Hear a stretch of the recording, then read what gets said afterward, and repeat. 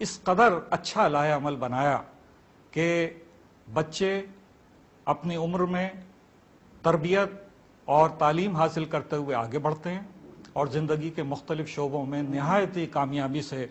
اپنا حق ادا کرتے ہیں۔ لیکن میں ساتھ ساتھ یہ سمجھتا ہوں کہ سیدنا جو روحانی پیشوا ہیں وہ دراصل اس وقت ملت مسلمہ کے ایک روحانی پیشوا کے طور پہ بھی سامنے آ سکتے ہیں، اور کہا جا سکتا ہے اس لیے کہ میں نے جب کبھی ذاتی طور پہ ان سے ملاقات کی، ان کی سوچ کو اپنے سامنے رکھا، تو ان کے جو ماخذ ہیں اور جو ان کی سوچ اور جو فکر کے پہلو ہیں وہ سارے ملت مسلمہ کے لیے ایک بہترین لائحہ عمل بناتے ہیں اور پیش کرتے ہیں۔ سیدنا محمد برہان الدین کی روشن زندگی اس حقیقت کا احاطہ کرتی ہے کہ آپ سید المنام ایک ایسی متحرک حیات آفرین اور فعال شخصیت ہیں جو اپنی روحانی اثر پذیری، جذبہ الفت اور ذاتی تقدس کے ذریعے اپنے گرد و پیش کے لوگوں کو تقویت، جوش اور طمانینت بخشتی ہے۔ اس عرصہ رہنمائی میں تقدس مآب سیدنا نے اپنے عقیدت مندوں پر روحانی دولت نچھاور کی۔ تقدس مآب سیدنا نے اپنی ایمانی جماعت دعوتی بوہرہ کی رہنمائی کے لیے انسانی کردار سازی کی 4 مختلف مراحل مسجد، منزل، مدرسہ اور مجتمع پر اپنے روحانی فرزندوں کی تعلیم و تربیت کو استوار کیا ہے۔ اسلامی معاشرے میں مسجد نہ صرف ایک عبادت گاہ ہے بلکہ مسلمانوں کے لیے یہ ایک دینی، تعلیمی اور سماجی مرکز کی حیثیت رکھتی ہے۔ دین اسلام کی 15ویں صدی ہجری کی ابتدا میں سیدنا محمد برہان الدین نے اسلام کے دینی و ثقافتی ورثے کو زندگی عطا کرنے کی ایک منظم تحریک شروع کی،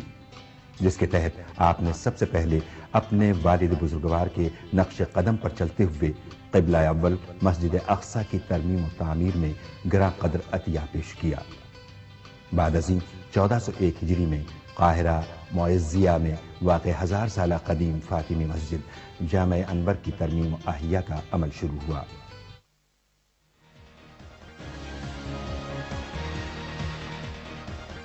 جامع الانور فاطمی مصر کی جوامع میں اہم ترین جامع رہی ہے۔ 13,560 مربع میٹر کی حامل یہ مسجد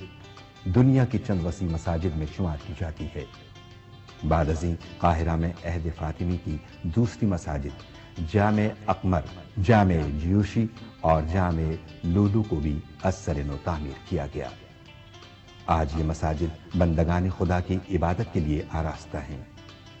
اسی طرح عراق کے شہر کوفہ میں اسلامی دنیا کی ایک اہم مسجد جامع معظم، جسے جامع علی بھی کہا جاتا ہے،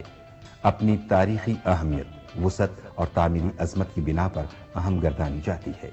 مساجد اور مشاہد کے احیاء و تعمیر کے اس متبرک عمل کی بجا آوری میں سیدنا کے پیش نظر حقیقی مقصد یہ ہے